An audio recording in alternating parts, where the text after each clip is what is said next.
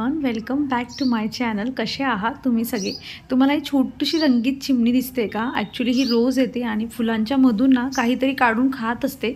मला असं वाटतं हिला की उडवावं, पण असं वाटतं की नको, किती छान क्यूट आहे, जे करते हिला करू द्यावं आणि मी हिला काही उडवत नाही. पण रोज जे आहे ना व्हिडिओ करण्याचा प्रयत्न करते आणि रोज व्हिडिओमध्ये ही दिसत नाही. फायनली आज मी तिला जे आहे कॅच केलेलं आहे आणि आज सॅटर्डे आहे आणि मी सकाळी जे आहे ना इथे, म्हणजे सकाळी नाही, बरंच म्हणजे उशीर झाला आहे, 10-1 वाजलेले आहेत आणि मी आत्ता आहे ना आवळ्याचा ज्यूस घेत आहे. आणि मी जसं तुम्हाला सांगितलं की असं काही नाही आहे, वेळेचं बंधन नाही आहे, ज्यूस तेवढा मात्र तुम्ही पिला पाहिजे आणि याचा जो रिझल्ट असतो तुमचं हेअरफॉल खूप कमी होतो. सो जे आहे मी इथे आवळ्याचा ज्यूस घेत आहे आणि आतापर्यंत म्हणजे सॅटर्डे असल्यामुळे निवांत आहे आज, काही जास्त घाई गडबड वगैरे काहीही नाही आहे. पियाचं जस्ट जे आहे ना तिच्या स्कूलमध्ये पॅरेंट्स टीचर मीटिंग होती, तर ती त्यासाठी गेलेली आहे आणि त्या आधी जे होतं ना मी थोडे कपडे वगैरे वॉश करून घेतले आणि तुम्ही बघताय पाऊस चालूच आहे.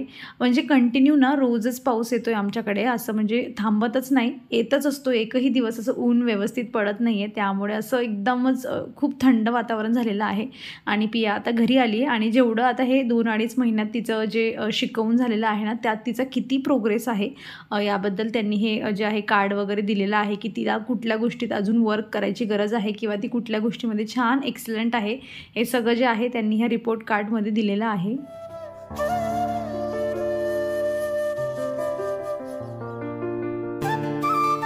ॲक्च्युली ना मला पण जायचं होतं तिच्या पॅरेंट्स टीचर मीटिंगसाठी, पण पिया आणि पियाचे पप्पाच गेलेले होते.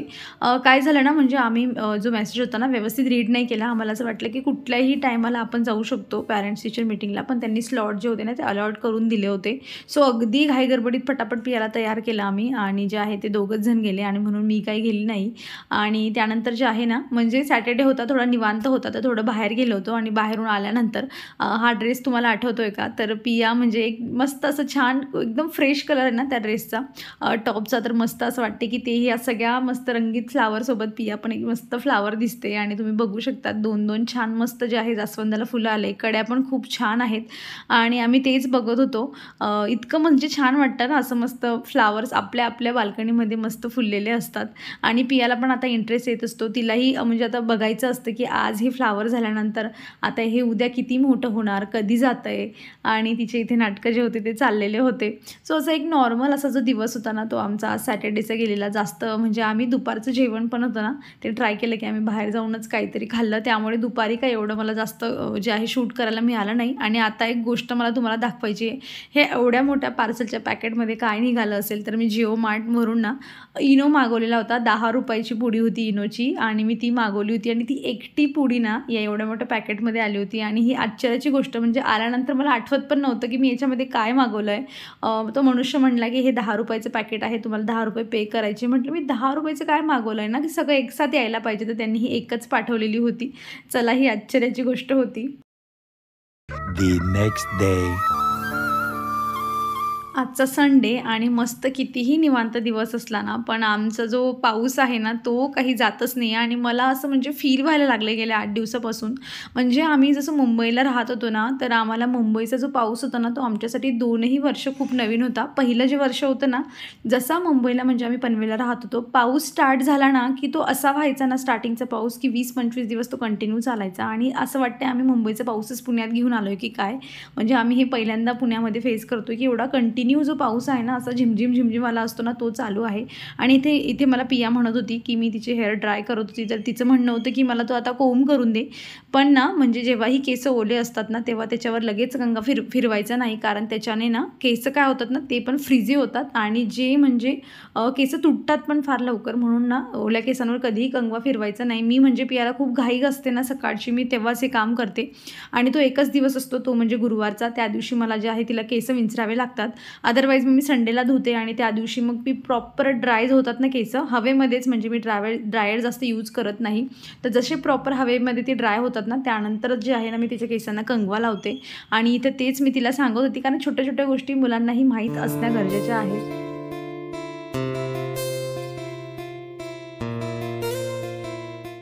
नॉर्मल जास्वंद असतं ना बघा, जे लाल कलरचं असतं, तर त्याचं फूल ना ज्या दिवशी म्हणजे उमलतं ना त्याच दिवशी ते म्हणजे लगेच मावळतं पण हे जे हायब्रिड असतं ना, तर हे आता कमीत कमी 2 दिवस याचं फ्लावर जे असतं ना ते ब्लूम झालेलं असतं आणि जास्तीत जास्त 3 दिवस राहतं. जसं सिच्युएशन असली ना, म्हणजे वातावरण जसं असलं ना, तर 3 दिवस पण हे फ्लावर असंच्या असं मोठं असतं. तर हा थोडा डिफरन्स आहे हायब्रिड आणि जे देसी ज्याला आपण जे आहे जास्वंद म्हणू शकतो त्यांच्यामधला हा. आणि आज काय झालं ना, आज पण संडे असल्यामुळे मस्त छान उशिरा उठलो होतो आणि बाहेर असंच वातावरण आहे, काही काम करण्याची इच्छा नाही. आणि कालच्या दिवशी मी तुम्हाला म्हटले की जरा बाहेर गेलो होतो, तर जी चितळेची भाकरवडी असते ना, तर ती आम्ही आणली होती. आणि आज ब्रेकफास्टमध्ये काय करायचं, स्किप करण्यापेक्षा म्हटलं चला 2-2 का असेना भाकरवडी जी आहे ती खाऊया. काहीतरी वेगळं पण होईल ब्रेकफास्टमध्ये आणि अगदी लाईट पण होईल, म्हणजे जे आहे लवकर जेवण करून जे आहे दुसऱ्या कामांना लागता येईल. नाहीतर मग ब्रेकफास्ट वगैरे झाला ना, कारण उशिरा उठून झालं ना, मग 9:30-10 वाजता ब्रेकफास्ट होतो आणि मग जेवण पण एवढं इच्छा होत नाही. म्हणून म्हटलं एक लाईट असा ब्रेकफास्ट करावा. आणि असं होत असतं कधी-कधी. मी जनरली ना सुट्टीच्या दिवशी असं प्रेफर करते, की जर घरीच म्हणजे जेवायचं असलं ना आणि उशिरा उठलोय, तर मग मी डायरेक्ट 11:30 पर्यंत जेवण तयार करते आणि ब्रेकफास्ट करायचाच नाही, म्हणजे जो ब्रंच होऊन जातो. आणि जे 2 कामं असतात ना, ब्रेकफास्ट आणि लंच बनवणं, यांच्यामधलं काम निवडायचं आणि जे आहे आपलं स्वयंपाकही करण्याचं काम जे असतं ते थोडं कमी होऊन जातं आणि लवकरही काम आवरलं जातं. म्हणजे मग पुढचा दिवस निवांत असतो कुठेतरी बाहेर जाऊन फिरण्यासाठी किंवा पेंडिंग कामं असतील ना, तर ते करण्यासाठी. ॲक्च्युली चितळेची भाकरवडी मी खूप पूर्वी खाल्ली होती, म्हणजे जसं मी पुण्यात आम्ही नवीन आलो होतो ना, माझं लग्न झाल्यानंतर मी तेव्हा खाल्ली होती. तर त्यानंतर मी आता खाते. छान होती भाकरवडी, पण मला एवढी जास्त आवडत नाही, कारण त्यात स्वीटनेस आणि जो म्हणजे तिखटपणा हे दोघंही असल्यामुळे मी जरा एवढं जास्त प्रेफर करत नाही.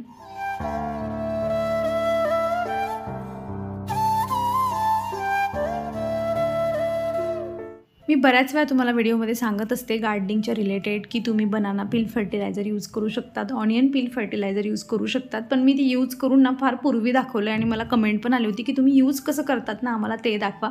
तर बघा, हे जे केळीचे सालं होते ना, मी 2 दिवस पूर्वी जे होते ना, ह्या डब्यामध्ये टाकले होते आणि हा डब्बा भरून पाणी ठेवलं आणि झाकण लावून जे ना 2 दिवस पडू दिलं. हे बघा, 2 दिवसापेक्षा जास्त जर घेतलं ना, तर हे पाणी खूप जास्त चिकट व्हायला लागतं आणि यामधून स्मेल खूप जास्त यायला लागतो. त्यामुळे 2च दिवस ठेवायचं. आणि काय करायचं, आता मी इथे थोडं कमी पाणी घेते, म्हणजे मला जास्त पाणी, कारण पाऊस चालू आहे आणि जे झाडांमधलं पाणी ना ते अजिबात सुकत नाही आहे, त्यामुळे मला जे अगदी थोडं थोडं घालायचं आहे. पण काय होतं ना, म्हणजे तुमच्याकडे अशा ठिकाणी कुंड्या ठेवल्या असतील की पावसाचं पाणी लागत नाही किंवा तुम्हाला भरगतचं पाणी द्यायचं आहे, तर मग काय करायचं, 1 लिटर जर हा जग असला ना, तर याच्यामध्ये म्हणजे जो पावभर जग असतो ना, तेवढं तुम्ही जे हे लिक्विड आहे, जे फर्टिलायझर आपलं बनतं आहे, ते त्यामध्ये घालायचं आणि मग ते टाकायचं. थोडं कमी जास्त झालं एवढा काही फरक पडत नाही त्याचा.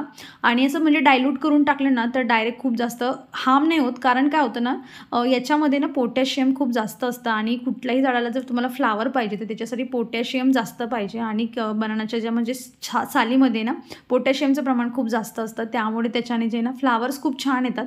तर मी हे इथे गोकर्णाला घालते. आणि जे पण माझ्याकडे आता तुमच्याकडे सीझनल फ्लावर असतील, तुमच्याकडे जे आहे मोगरा वगैरे असेल, जास्वंद असेल, गुलाब असेल, ह्या सगळ्यांना जे आहे ना, तुम्ही फ्लावरिंग प्लांट जे पण आहेत, तुम्ही सगळ्यांना जे आहे हे केळीचं जे आहे ना, याचं म्हणजे फर्टिलायझर तुम्ही देऊ शकतात. आणि याच्यामुळे पोटॅशियम असल्यामुळे मग जे फुलांचं प्रमाण असतं ना, तेही आपोआप वाढायला लागतं. फुलांची क्वालिटी छान जास्त येते, जास्त वेळ टिकतात देखील आणि छान फ्रेश दिसतात. आणि घरच्या घरी जे आहे तुम्ही हे अगदी फुकटामध्ये जे आहे हे तुम्ही बनवून ठेवू शकतात.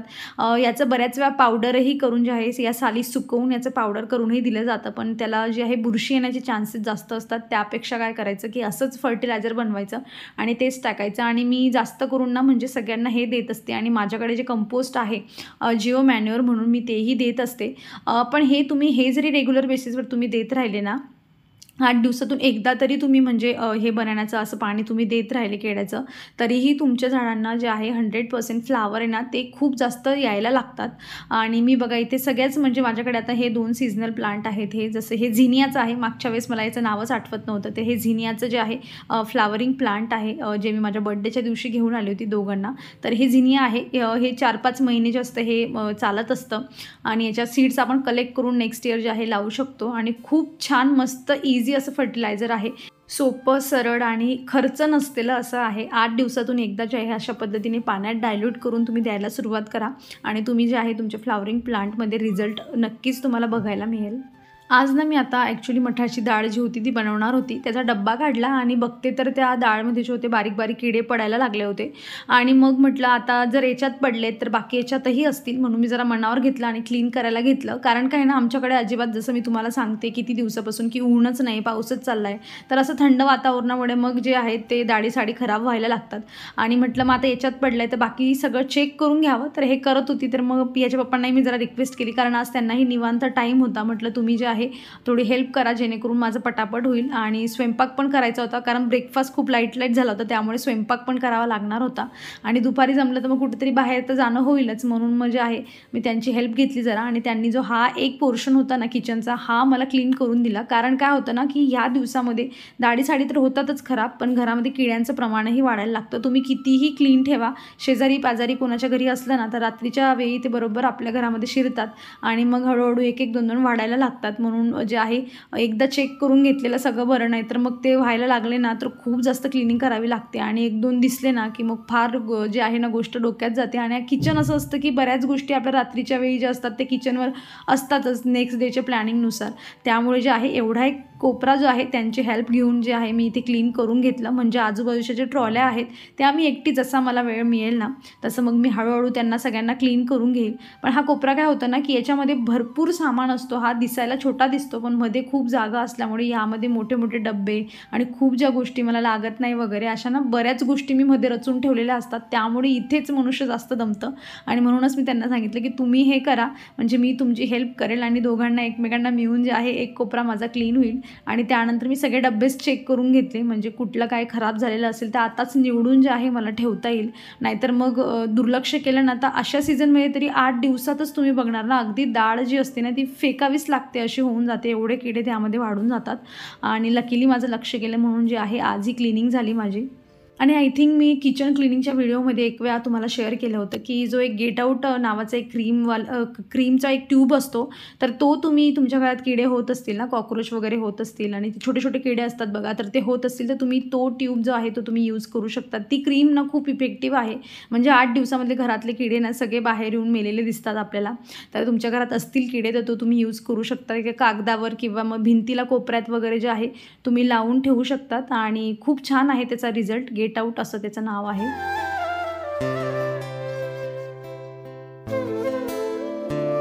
एक गोष्ट विश करायचीच राहिली. आज आहे फ्रेंडशिप डे. व्हिडिओ तुम्हाला नेक्स्ट डेला बघायला मिळेल, पण मी रविवारी शूट करते आणि रविवारी होता फ्रेंडशिप डे. तर तुम्ही सगळ्यांना, सगळ्या माझ्या सबस्क्रायबरना आणि जो कोणी हा व्हिडिओ बघतोय त्या सगळ्यांना हॅपी फ्रेंडशिप डे. आणि बघा इथे पिया ना तिच्या मैत्रिणीसाठी फ्रेंडशिप जो आहे ना तो जो आहे बँड बनवते. कारण बाहेर पाऊस चालला आहे आणि तिला असं वाटतंय की आपण कुठेही बाहेर जाणार नाही आणि मम्मा काही मला तो बेल्ट घेऊन देणार नाही, त्यामुळे तीच घरी तो फ्रेंडशिपचा जो बँड आहे ना तो ती घरी बनवते. आणि इतका छान तिने क्यूट बनवलं ना, मलाच बघून आश्चर्य होतं की हिचं डोकं कसं चालतं. कारण मोबाईल TV कशातही तिने बघितला नाही. कुठेतरी इमॅजिन करून जे आहे तिने तिच्या मैत्रिणीचं नाव, ते आईस्क्रीम टिक्स वगैरे कट करून जे आहे ना त्यावर तिने जॉईन करून मस्त लिहिलं. आणि लगेच जाऊन ना तिला बोलवून पण आणलं तिने आणि लगेच तिला तो बेल्ट तिला घालायचा पण होता. किती छान असतं ना असं, म्हणजे लहान मुलांची अशी फ्रेंडशिप. मला म्हणजे सगळं मला आठवतं की माझी लहानपणीची मैत्रीण, स्कूल कॉलेजमधल्या सगळ्या ज्या बेस्ट फ्रेंड असतात आपल्या बेंचमेट असतात, ते सगळ्या म्हणजे आपल्याला आठवायला लागतात. आणि तो जो पिरियड असतो ना तो खरंच खूप छान असतो. आणि हे असं छान यांचं जे फ्रेंडचं रिलेशन आहे ना ते बघून मला हे सगळं आठवत होतं. माझ्या आयुष्यामध्ये अशा खूप जवळच्या मैत्रिणी आहेत. आमचं दररोज बोलणं होत नाही, पण जेव्हा कधी बोलणं होतं ना 6 महिन्यातून 10 महिन्यातून असं बोलणं होतं की असं वाटतं की आपण कालच बोलत होतो. इतकं मनमोकळाने बोलत असतो आणि सगळं काही शेअर करत असतो आणि सगळ्यांचं त्यांचंही ऐकून घेत असतो, आपलंही ते ऐकून घेत असतात. आणि अशा मैत्रिणी असणं आयुष्यात खूप जास्त गरजेचं आहे. अपेक्षा करते की तुमच्याकडेही अशा मैत्रिणी असतील ज्यांना आपण सगळं शेअर करू शकतो. तर चला या क्यूट फ्रेंडशिपसोबत, या मस्त व्ह्यूसोबत मी माझा व्हिडिओ इथे एंड करते. अपेक्षा करते की तुम्हाला व्हिडिओ आवडला असेल तर नक्की लाईक करा. चॅनलवर नवीन असाल तर चॅनलला सबस्क्राईब करा. आपण भेटूया पुढच्या अशाच इंटरेस्टिंग व्हिडिओमध्ये. तर तुम्ही स्वतःची काळजी घ्या. So take care friends and bye.